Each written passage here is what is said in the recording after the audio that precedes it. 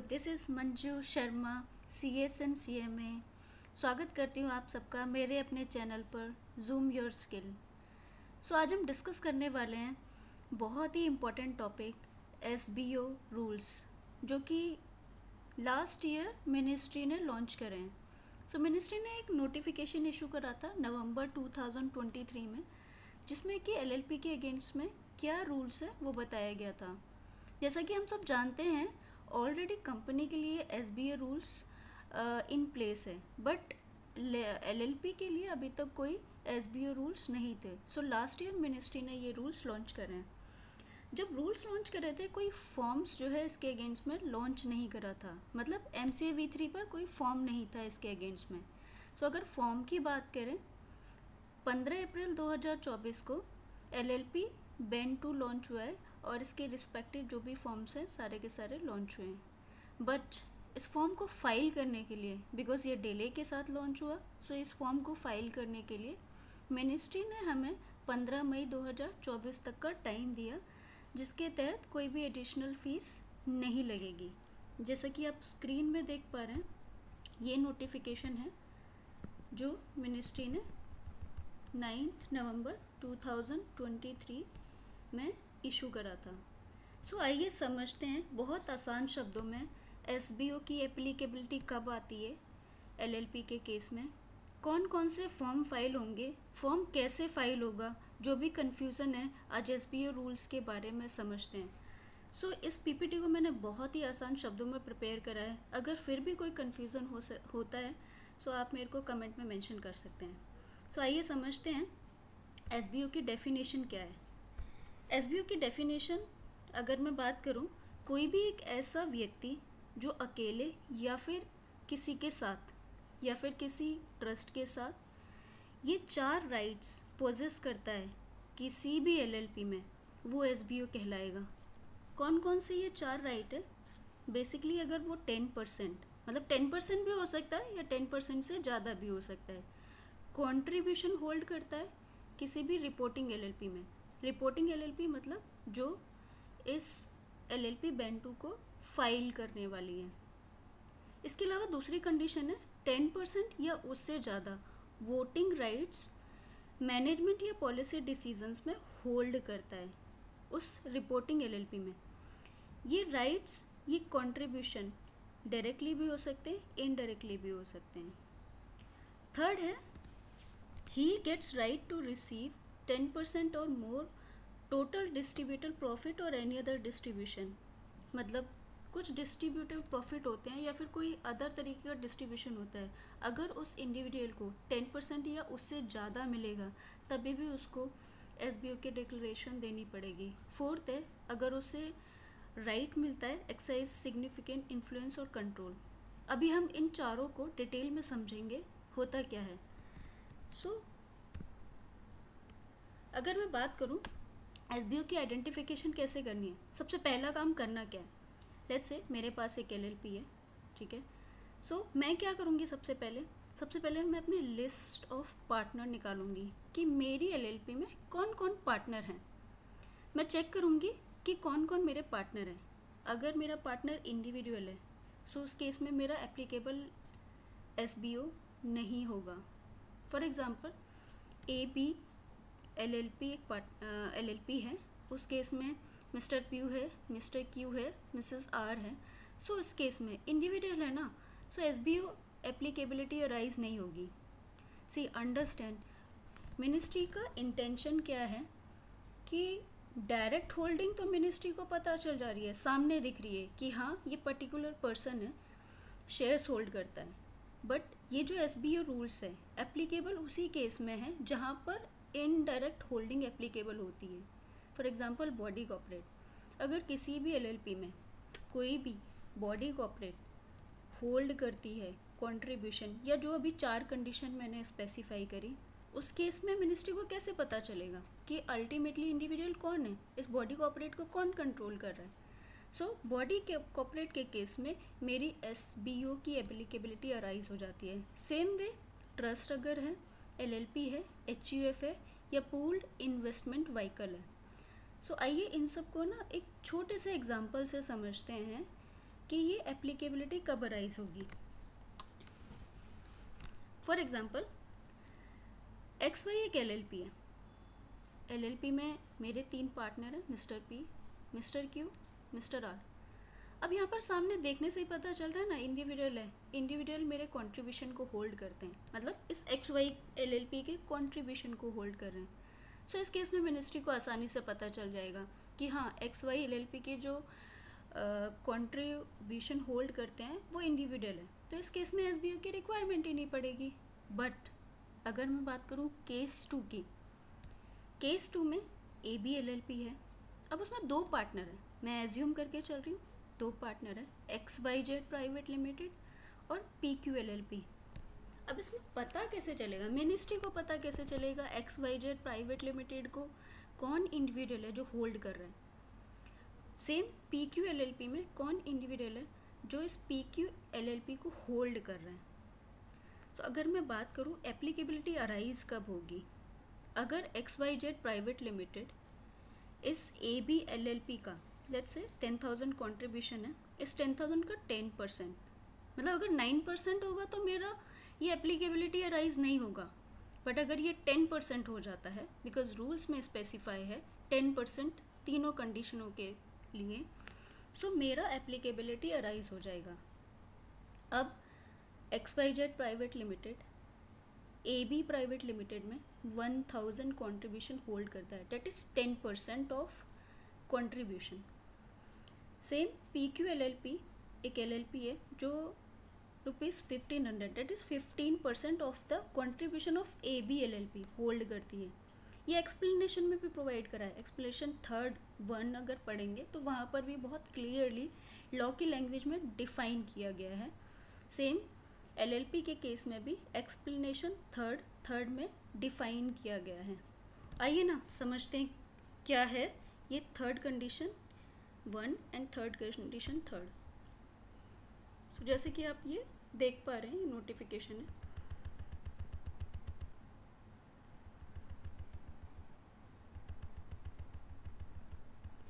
ये explanation 3rd है।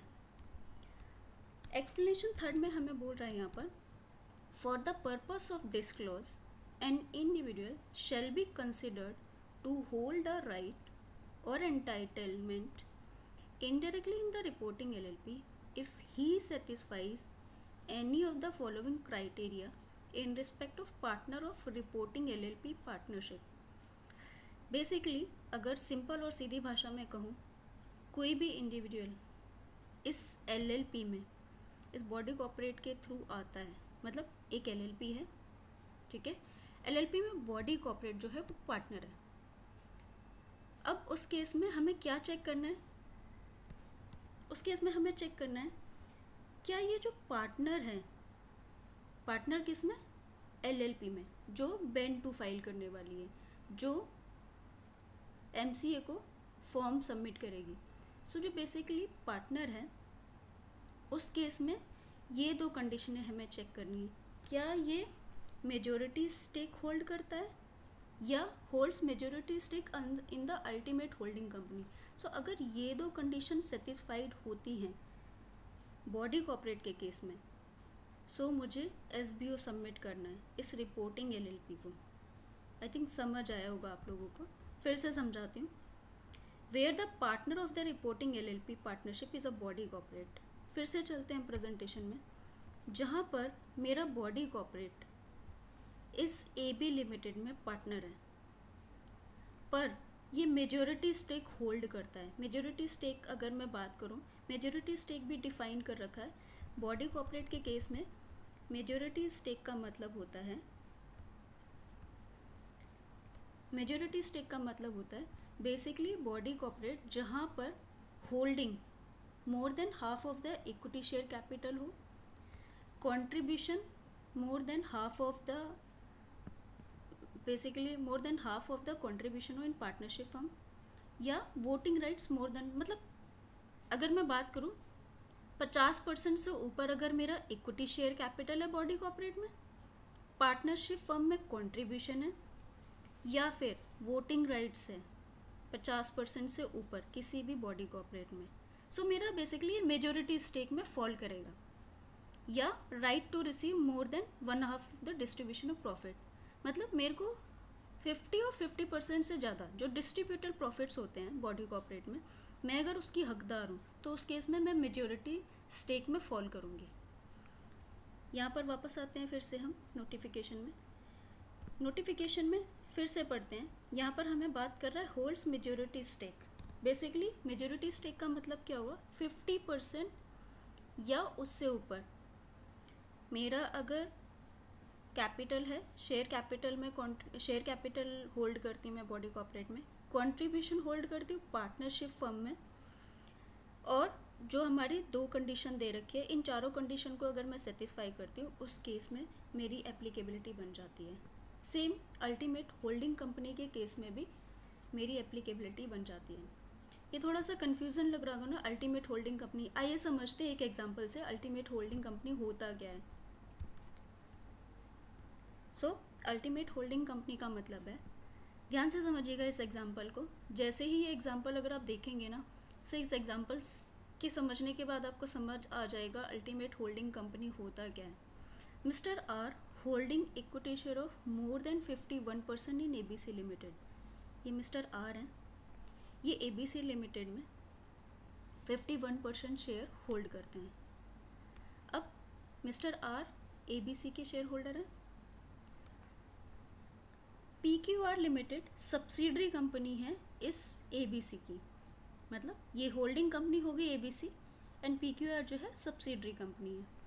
Now PQR is holding 10% contribution in XYZ limited.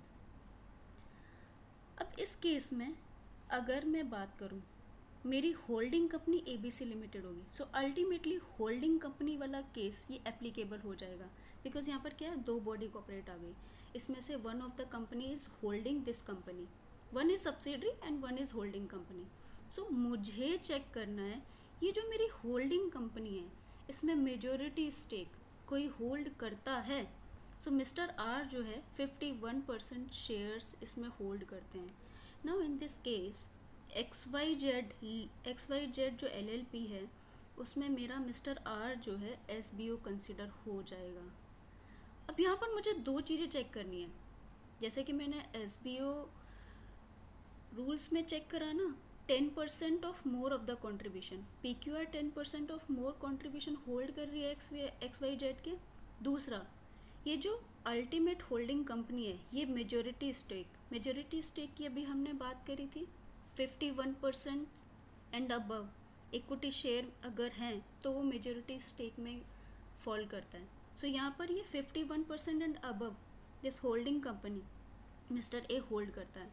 Now mister R will be considered SBO for XYZ LLP। Hope ये example आपको clear हुआ होगा। अब इस केस में क्या होगा, here mister R is to be considered as SBO for reporting LLP and he has to give declaration in form LLP Ben 1। अब मिस्टर आर क्या करेंगे, मिस्टर आर जो है फॉर्म LLP Ben 1, 4 फॉर्म है इस SBO रूल्स में, LLP SBO rules में define किए गए हैं। LLP Ben 1, LLP Ben 2, LLP Ben 3 and LLP Ben 4। LLP Ben 1 जो होता है वो डिक्लेरेशन देने के लिए होता है। जो इंडिविजुअल है वो डिक्लेरेशन देता है LLP Ben 1 में टू द रिपोर्टिंग LLP। अब इस केस में मिस्टर आर ने LLP Ben 1 में XYZ LLP को अपनी डिक्लेरेशन देनी है एंड XYZ LLP डिक्लेरेशन मिलने के बाद मैंडेटरली ये डिक्लेरेशन अटैच करके LLP Ben 2 फाइल करना है ROC के साथ। Hope this example will clear to you. Now we will discuss about the second condition. In this case, PQ LLP wherein 51% holding contribution of this AB LLP. Explanation third. अगर मैं बात करूँ what is this third?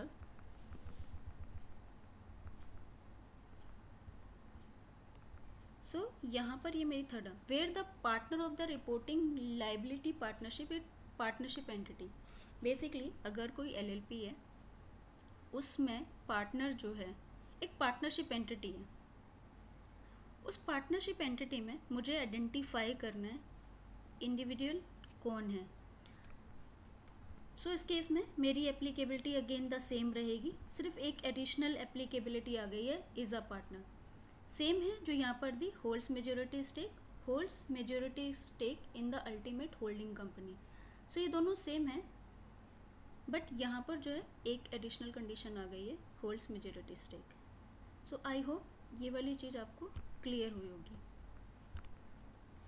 अब एक body corporate का example समझते हैं। जैसे अभी हमने यहाँ पर फर्स्ट वाला केस पढ़ा था, XYZ प्राइवेट लिमिटेड होल्डिंग 10% और मोर, एक्सप्लेनेशन थर्ड वन। इसका एग्जांपल समझते हैं। Mister A holding equity share of more than 51% in PQR limited. So this is one of the company जो कि XYZ LLP में कंट्रीब्यूशन होल्ड करती है। कितना कंट्रीब्यूशन होल्ड करती है? 10% और मोर। अब इस केस में मुझे PQR में चेक करना है कौन है वो इंडिविजुअल जो मेजॉरिटी स्टेक होल्ड करता है। मेजॉरिटी स्टेक क्यों चेक करेंगे? क्योंकि यहाँ पर बॉडी कॉर्पोरेट की बात आई है। जहाँ पर भी मेरी बॉडी कॉर्पोरेट की बात आती है मुझे हमेशा मेजॉरिटी स्टेक चेक करना है एंड अल्टीमेट होल्डिंग कंपनी का केस चेक करना है। सिंपल, इससे ज़्यादा दिमाग नहीं लगाना। जहाँ पर भी मेरा बॉडी कॉर्पोरेट आएगा मुझे चेक करना है मेरा मेजॉरिटी स्टेक क्या है। और मेजॉरिटी स्टेक के केस में सिर्फ मुझे 4 कंडीशन चेक करती हैं। कौन कौन सी 4 कंडीशन है वो? मोर than half of the equity share capital, contribution half, more than half of the contribution in partnership firm, more than half of the voting right in the body corporate, और अगर कोई distributed profit है या कोई और distribution है उसमें उस इंडिविजुअल को मोर देन हाफ मिलना चाहिए। नाउ इन दिस केस मैं अगर PQR की बात करूँ, PQR में मुझे क्या चेक करना है? PQR में मुझे चेक करना है क्या मेरा मेजॉरिटी स्टेक है, मेरा मतलब मिस्टर ए का। मिस्टर ए यहाँ पर कितना होल्ड कर रहा है? 51%। यहाँ पर 51%, यहाँ पर 10%, मेरी दोनों कंडीशन सेटिस्फाइड हो रही हैं। सो इस केस में ऑटोमेटिकली मैं SBO बन जाऊँगी XYZ LLP के लिए। सो आपको समझ आया बेसिकली मिनिस्ट्री को क्या चाहिए इस SBO रूल्स के थ्रू कि अगर ये PQR लिमिटेड है, PQR लिमिटेड एक नॉन इंडिविजुअल है। सो मिनिस्ट्री को पता करना है कौन है वो व्यक्ति, कौन है वो इंडिविजुअल जो बेसिकली बेनिफिशियल इंटरेस्ट होल्ड करता है। सो यहाँ पर mister A will be considered a SBO। Now here mister A is considered to be a SBO for reporting LLP and again the same rule, mister A LLP BEN 1 देंगे XYZ LLP को और XYZ LLP Ben 2 file करेगी जो declaration दी है उसको attach करके with the ROC। Hope ये आपको समझ आया होगा। कोई भी अगर कन्फ्यूज़न होती है आप मेरे को कमेंट में मेंशन कर सकते हैं। Now we will go on what is direct holding, what is indirect holding. Now this is very important. SBO rules आता ही तब है, एप्लीकेबिलिटी आती ही तब है जब मेरी इनडायरेक्ट होल्डिंग होती है। मतलब अगर मेरी डायरेक्ट होल्डिंग है तो SBO एप्लीकेबल होगा ही नहीं। बट अगर मेरी इनडायरेक्ट होल्डिंग है, इनडायरेक्ट होल्डिंग मतलब मैं बॉडी कॉर्पोरेट के थ्रू किसी भी LLP में पार्टनर बनती हूँ या पार्टनरशिप फर्म के थ्रू पार्टनर बनती हूँ, या अगर ट्रस्ट है किसी भी LLP में या HUF में कोई भी पार्टनर है, या पूल्ड इन्वेस्टमेंट व्हीकल्स मतलब PIV अगर कोई पार्टनर है किसी भी रिपोर्टिंग LLP में। सो ये सारे के सारे मेरे इनडायरेक्ट होल्डर हैं। इनडायरेक्ट होल्डिंग जहाँ जहाँ पर आएगी मेरा SBO एप्लीकेबिलिटी अराइज हो जाएगा। सो आँख बंद करके सिर्फ आपको LLP में लिस्ट ऑफ पार्टनरशिप उठानी है। अगर इंडिविजुअल है तो मेरी SBO की डिक्लेरेशन नहीं जाएगी, पर अगर बॉडी कॉर्पोरेट है, पार्टनरशिप फर्म है, ट्रस्ट है, HUF है, PIV है, सो इस केस में मेरी SBO एप्लीकेबिलिटी अराइज हो जाएगी। अब वो अराइज कब होगी, मुझे क्या कंडीशन चेक करनी है, मुझे कंडीशन चेक करनी है 10% और मोर इन द रिपोर्टिंग LLP। 10% और मोर किसका, कंट्रीब्यूशन का, वोटिंग राइट्स का, या जो डिस्ट्रीब्यूटेबल प्रॉफिट है उसका। सो अगर ये मेरी 3 कंडीशन सेटिस्फाइड होती हैं, सो इस केस में मेरी SPO की एप्लीकेबिलिटी अराइज हो जाती है। नेक्स्ट हम बात करते हैं स्टेप क्या हैं। अगर मैं स्टेप की बात करूं, सो मेरे बेसिकली स्टेप हैं यहाँ पर रिपोर्टिंग LLP, मतलब मैं इसी को ले लेती हूँ XYZ LLP। XYZ LLP को इंडिविजुअल आइडेंटिफाई करना पड़ेगा कौन है वो SBO। अब वो SBO कैसे आइडेंटिफाई करेगी, अब वो LLP मतलब reporting LLP basically LLP Ben 4 एक फॉर्म है, एक फॉर्मेट है जो SBO रूल्स में दे रखा है, LLP SBO रूल्स में दे रखा है। उस LLP बेन 4 में नोटिस देके बेसिकली इंफॉर्मेशन सीख करेगी कि आपका जो SBO है वो कौन है, और सब अपने पार्टनर्स को भेजेगी, मतलब जो जो उसके पार्टनर्स हैं सबको वो LLP बेन 4 भेजेगी, और जिसमें भी ये SBO रूल्स अप्लाई होता है उनको वो रिस्पॉन्ड करना होगा रिपोर्टिंग LLP को। अब जैसे ही वो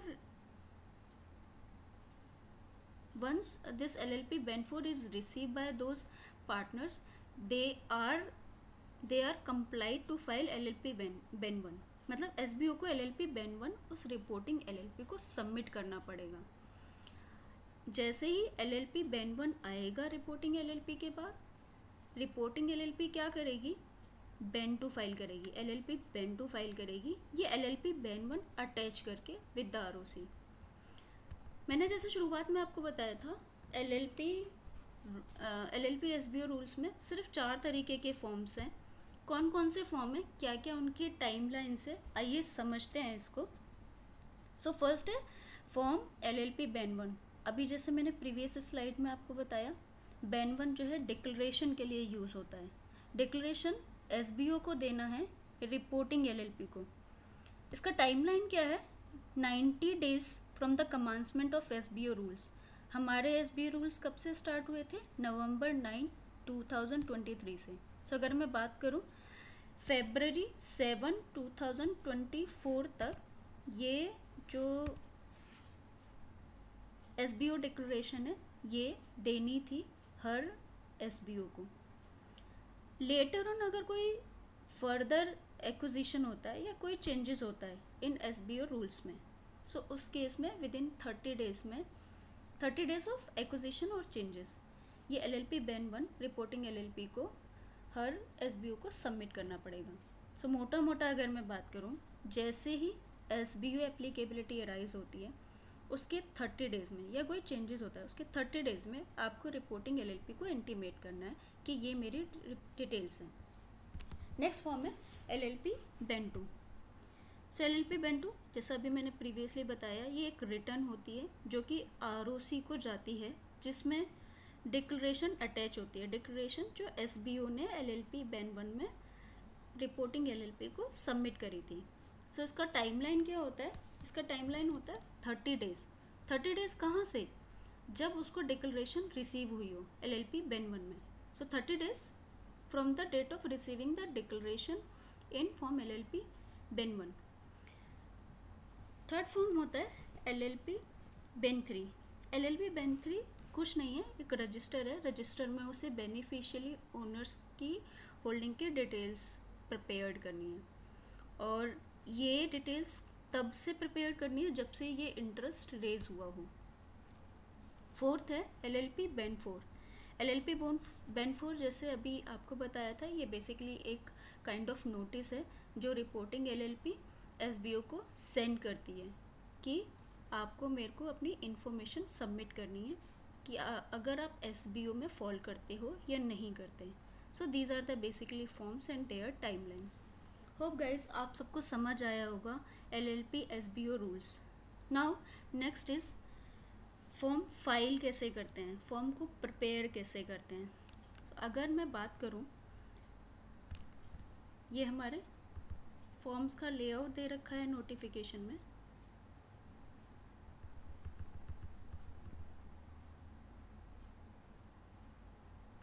ये मेरा LLP बैंड 2 है बेसिकली, जो मुझे ROC को सबमिट करना है।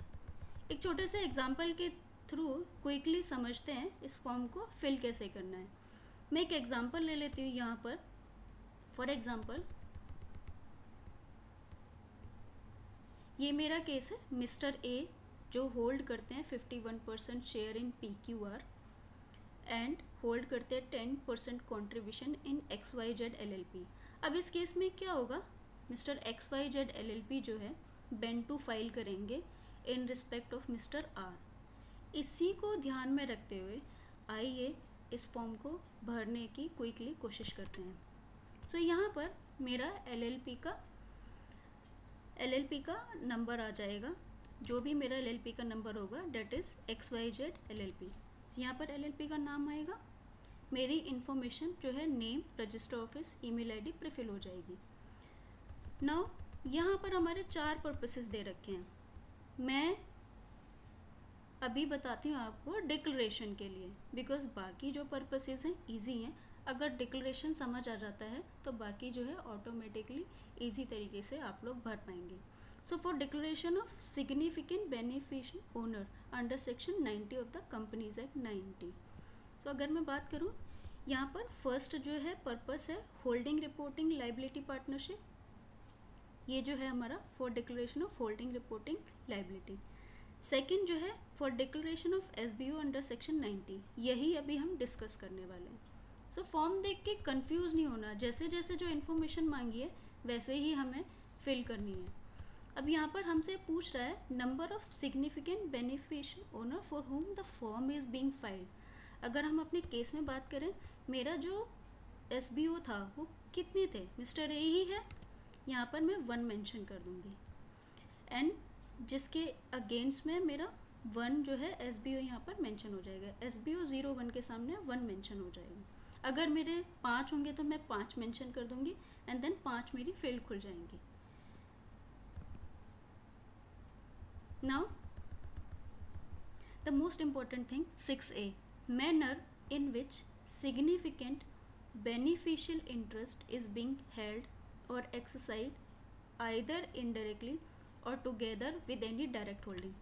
सो अभी जैसे मैंने आपको बताया था ना, ये जो फॉर्म तभी भरा जाता है जब आपका जो सिग्निफिकेंट बेनिफिशियल इंटरेस्ट है इनडायरेक्टली होल्ड होता है और together with any direct holding. So indirectly का मतलब है बॉडी कॉर्पोरेट के थ्रू या फिर ट्रस्ट के थ्रू या फिर पार्टनरशिप के थ्रू, HUF के थ्रू, ये सारे के सारे इनडायरेक्टली कंसिडर्ड होते हैं, जैसे कि मैंने आपको पहले बताया था। अब ये जो SBO है वो किस वजह से मेरा आया है, मैं अगर अपने एग्जाम्पल में देखूँ, यहाँ पर मेरा कंट्रीब्यूशन की वजह से आ रहा है, क्योंकि मेरा कंट्रीब्यूशन 10% और मोर है। सो यहाँ पर मैं by virtue of contribution select करूँगी एंड 10% मेंशन कर दूँगी। जो भी आपकी कंट्रीब्यूशन की परसेंटेज होंगी आपको यहाँ पर मेंशन करनी है। हो सकता है आपका ये by virtue of voting rights हो, सो आप वर्चू ऑफ वोटिंग राइट्स कितना परसेंटेज है वो मेंशन करना है। डिस्ट्रीब्यूटेबल प्रॉफिट है वो आपको यहाँ पर मेंशन करना है, या अगर आपका ये दोनों एप्लीकेबल है, मतलब एक्सरसाइज ऑफ कंट्रोल और सिग्निफिकेंट इन्फ्लुएंस, हमने डिस्कस करा था ना, 4 कंडीशन होती है SBO के केस में। सो ये हमें कंडीशन जो भी हमारे ऊपर एप्लीकेबल होगी हमें यहाँ पर मेंशन करनी है। अब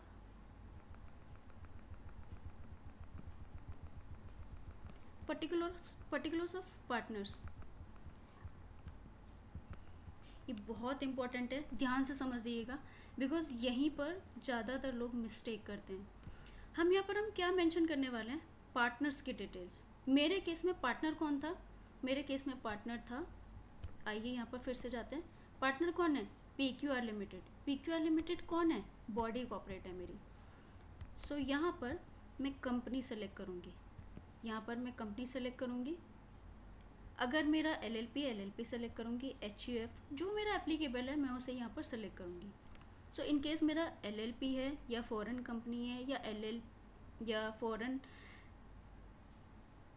LLP है या फिर मेरा अदर बॉडी कॉर्पोरेट है, इन तीनों के केस में हमारा जो रिकॉर्ड्स है मास्टर डेटा में ऑलरेडी रहता है। जैसे ही मैं यहाँ पर मेंशन करूँगी और यहाँ पर सिन डालूँगी, वेट A1 और A2 में मुझे मेंशन करना है whether trustee is a body corporate. ये तभी एप्लीकेबल होगा जब मैं यहाँ पर ये जो ट्रस्ट हैं, discretionary trust, charitable trust, specific trust, revocable trust, ये मेरे अगर एप्लीकेबल होंगे तभी मेरी A1 एप्लीकेबिलिटी अराइज होगी।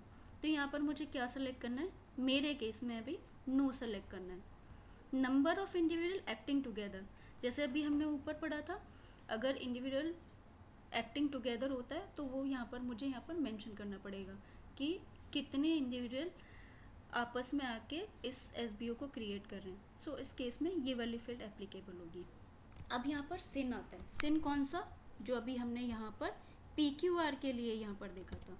सो मुझे यहाँ पर PQR का ये यहाँ पर आई थिंक कॉलम जो है मेंशन करना भूल गए हैं इस SBO रूल्स में। सो मुझे यहाँ पर सिन मेंशन करना है, FCRN होगा FCRN मेंशन करना है, LLP होगा LLPN मेंशन करना है। जैसे ही मैं सिन मेंशन करूँगी, सो इन तीनों के केस में मेरा name of the partner appear हो जाएगा। मैंने यहाँ पर PQR का सिन डाला, मेरा PQR का नेम यहाँ पर एप्लीकेबल हो जाएगा, मेरा एड्रेस जो है प्रीफिल हो जाएगा। बेसिकली जैसे हम बाकी फॉर्म्स फाइल करते हैं, सिन डालते ही मेरी बेसिक डिटेल्स आ जाती है, ऐसे ही यहाँ पर मेरी सारी डिटेल्स आ जाएंगी। सो ये मेरी सारी डिटेल्स प्रीफिल करते ही आएंगी। Email ID, address, name of the partner, ये सारी की सारी मेरी डिटेल्स आ जाएंगी। होप यहाँ तक आपको फॉर्म में कोई कन्फ्यूज़न नहीं हुई होगी। अब next important step, date of entry in the register under rule 22A of the LLP 2009। अब एक डिफरेंट रूल होता है, रूल 22A, जिसमें बेसिकली हमारे रजिस्टर मेंटेन होता है, उसमें हमारी कौन सी डेट में एंट्री हुई है, मुझे वो डेट यहाँ पर मेंशन करनी है। Next is 6C। This is very critical, I mean this ध्यान से समझिएगा, this is really very important. यहाँ पर other details of the partner, मतलब जो ऊपर मैं बॉडी कॉर्पोरेट मेंशन करके आई हूँ ना, इसी से रिलेटेड मुझे डिटेल्स फिल करनी है। ध्यान से समझिएगा गाइस, ये बहुत इंपॉर्टेंट है। यहाँ पर अक्सर मिस्टेक्स हो जाती हैं। यहाँ पर स्टेटस की बात कर रहा है, स्टेटस ऑफ SBO, मतलब मेरे SBO का स्टेटस क्या है। सो जैसे ही मैंने ऊपर बॉडी कॉर्पोरेट प्रीफिल करा ना, मेरा ऑटोमेटिकली इंडिविजुअल यहाँ पर आ जाएगा। ये मैं फिल नहीं करूँगी, ऑटोमेटिकली वेब फॉर्म में मेरे आएगा। और अगर मैं पार्टनरशिप लूँगी तो पार्टनर आएगा, HUF लूँगी करता आएगा, ट्रस्ट लूँगी ट्रस्टी आएगा। सो जैसे जैसे जो मेरा ऑप्शन एप्लीकेबल होगा, ये ऑटोमेटिकली ये वाली फील्ड जो है मेरी वेब फॉर्म में प्रीफिल होकर आएगी। अब यहाँ पर most important thing, whether individual मतलब SBO has majority stake in the partner of reporting LLP। अब ये जो B और C है ना, अभी हमने मेजोरिटी स्टेक की बात करी थी। मेजोरिटी स्टेक कहाँ पर एप्लीकेबल होता है, दो केसेस में एप्लीकेबल होता है, बॉडी कॉर्पोरेट और पार्टनरशिप फर्म। सो यहाँ पर वो बात कर रहा है, इन केस अगर आपका मेजोरिटी स्टेक है, सो वो मुझे सिन मेंशन करना है यहाँ पर, मतलब बेसिकली सिन नहीं, बेसिकली यहाँ पर मुझे मेंशन करना है मेजोरिटी स्टेक है partner of the reporting LLP या फिर अल्टीमेट, जो भी हमने एग्जांपल समझा था। सो मुझे वो यहाँ पर इन दोनों ऑप्शन में से एक चीज़ क्लिक करनी है, मतलब मैं पार्टनर हूँ रिपोर्टिंग LLP में या फिर अल्टीमेट होल्डिंग कंपनी है, मुझे इन दोनों ऑप्शन में से एक ऑप्शन चूज करना है। जैसे ही मैं partner of the reporting LLP choose करूँगी, उस सिन का मेरे को यहाँ पर सिन मेंशन करना है। मतलब पार्टनर जो है, मतलब बेसिकली अगर मैंने जैसे partner of the reporting LLP choose करा, यहाँ पर मुझे सिन मेंशन करने के लिए बोलेगा, सिन प्रीफिल होगा और सिन के बाद मेरे को होल्डिंग, ये वाला जो केस है अल्टीमेट होल्डिंग कंपनी के केस में एप्लीकेबल होगा। अल्टीमेट होल्डिंग कंपनी जैसे मैं सेलेक्ट करूँगी, यहाँ पर मेरे को अल्टीमेट होल्डिंग कंपनी का सिन देना होगा और यहाँ पर मुझे सेलेक्ट करना पड़ेगा कि मेरा पार्टनर है, मतलब is a partner of body corporate है या फिर होल्ड्स मेजोरिटी स्टेक। मतलब कहने का मतलब ये है B और C जो है मेरा एप्लीकेबल होगा इन केस इंडिविजुअल है और यहाँ पर ये वाला जो एप्लीकेबिलिटी आएगी ये मेरा तब आएगी जब मेरी पार्टनरशिप है। और ये वाला जो डी पॉइंट है, अगर मेरा अल्टीमेट होल्डिंग होता है तब मेरी एप्लीकेबिलिटी आएगी। So in this case I hope ये आपको क्लियर हुआ होगा। कोई भी अगर क्वेश्चन आता है सो आप मेरे को कमेंट कर सकते हैं। 6C is very very important. ध्यान से भरिएगा इस 6C वाले फील्ड्स को, बिकॉज इसमें अक्सर मिस्टेक्स होती हैं। Now in 6D this is very important. यहाँ पर अभी हमने जैसे बात करी ना, mister A holding share in PQR, so mister A is becoming SBU, mister A is SBU। यहाँ पर मुझे इस SBU की डिटेल भरनी है, मिस्टर ए की डिटेल भरनी है। अगर मिस्टर ए के पास ऑलरेडी ID है तो हम ID के थ्रू कर देंगे। अगर ID नहीं है, मैं फर्स्ट टाइम अगर फॉर्म भर रही हूँ, तो यहाँ पर मैं उसकी ID क्रिएट करूँगी। सबसे पहले मैं उसका इनकम टैक्स पैन नंबर डालूँगी अगर इंडियन नेशनल है, अगर फॉरेन है तो उसके केस में पासपोर्ट होगा। एंड देन फिर first name, middle name, father's name, date of birth, nationality and citizen of India, ये सारी डिटेल्स डालने के बाद मैं यहाँ पर वेरीफाई पेन पे क्लिक करूँगी। जैसे ही मेरा पेन वेरीफाई हो जाएगा मैं आगे नेक्स्ट फील्ड्स फिल करूँगी। यहाँ पर मेरे को एड्रेस इस SBO के मेंशन करने हैं। SBO मतलब मिस्टर ए के डिटेल्स यहाँ पर मेंशन करने हैं। अब ये वाली जो ईमेल ID है यहाँ पर जो हम मिस्टर ए की मेंशन करेंगे, इस पर मेरी SBO ID आएगी। So this is very important. आप ये जो ईमेल ID मेंशन करेंगे, ये ईमेल ID आपकी एक्टिव होनी चाहिए, क्योंकि इसी पर आपकी SBO ID आने वाली है। अब यहाँ पर date of acquiring SBO, date of acquiring SBO मतलब रजिस्टर में एंट्री। ऊपर हमने पढ़ा था ना date of entry in the register. So date of entry in the register different हो सकती है कि वो मेरा पार्टनर कब बना है, बट जो SBO है वो कब अराइज हुआ है वो मुझे डेट मेंशन करनी है। बेनिफिशियल इंटरेस्ट कब एक्वायर हुआ है वो मुझे डेट मेंशन करनी है। इसके बाद मिस्टर ए डिक्लेरेशन कौन सी डेट को देने वाले हैं, उस वाली डेट को हम यहाँ पर मेंशन करेंगे। जैसे ही मिस्टर ए डिक्लेरेशन भेजेंगे LLP के पास, वो वाली date of receipt of declaration यहाँ पर मेंशन करनी है।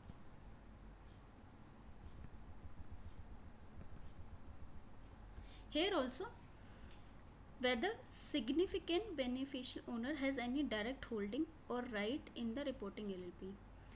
अभी हमने ऊपर पढ़ा था ना कि डायरेक्ट होल्डिंग भी हो सकती है। हम SBO रूल्स में पढ़ते हैं ना, डायरेक्टली भी हो सकता है, इनडायरेक्टली भी हो सकता है। सो अगर मिस्टर ए की डायरेक्ट होल्डिंग है या राइट है इन द रिपोर्टिंग LLP, सो किस तरीके से आ रहा है इन चारों के थ्रू, वो भी हमें यहाँ पर मेंशन करना है।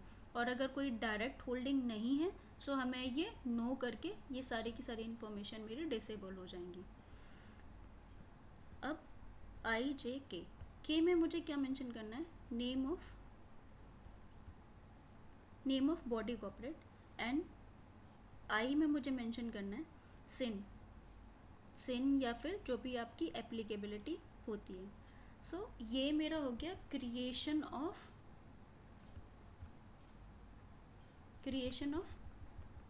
SBO अंडर सेक्शन 90, मतलब पर्पस 2 के लिए हमने फॉर्म भरा है। बस आपको इतनी ही इन्फॉर्मेशन इसमें फिल करनी है, मतलब जब आप वेब फॉर्म बनाएंगे आपको इतनी ही इन्फॉर्मेशन मेंशन करनी है, बिकॉज आगे जो फॉर्म है आगे change in particulars of SBO है। मतलब आपकी जब SBO ID आपकी मेल ID पर आ जाएगी, सो लेटर ऑन अगर आपके किसी भी पर्टिकुलर्स में चेंज होता है, मेरा मतलब SBO का मतलब मिस्टर ए का अगर पेन चेंज हो जाता है, नाम चेंज हो जाता है, या किसी भी तरीके का कुछ भी पर्टिकुलर्स चेंज होता है, तभी भी मुझे ये फॉर्म फाइल करना पड़ेगा। सो 5B is applicable in case there is changes in particulars of SBO। अब कई बार ऐसा हो सकता है ना, मिस्टर ए जो है छोड़ के चले गए कंपनी को, मिस्टर बी आ गए, सो इस केस में मेरी जो एप्लीकेबिलिटी आएगी वो मेरी आएगी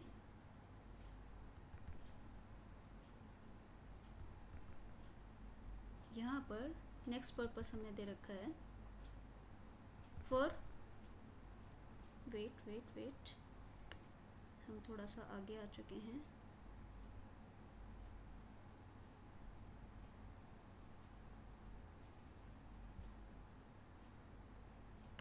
एक पर्पस और होगा जो मुझे लग रहा है, यहाँ पर पर्पस में चलते हैं।